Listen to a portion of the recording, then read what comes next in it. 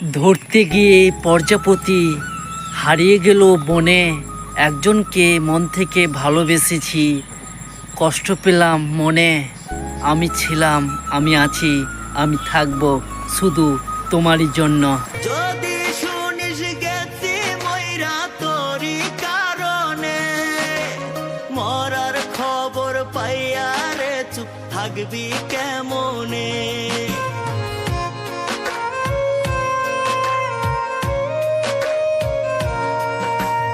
যদি শুনিস গেছি ময়রা তোরই কারণে, মরার খবর পাইয়া রে চুপ থাকবি কেমনে?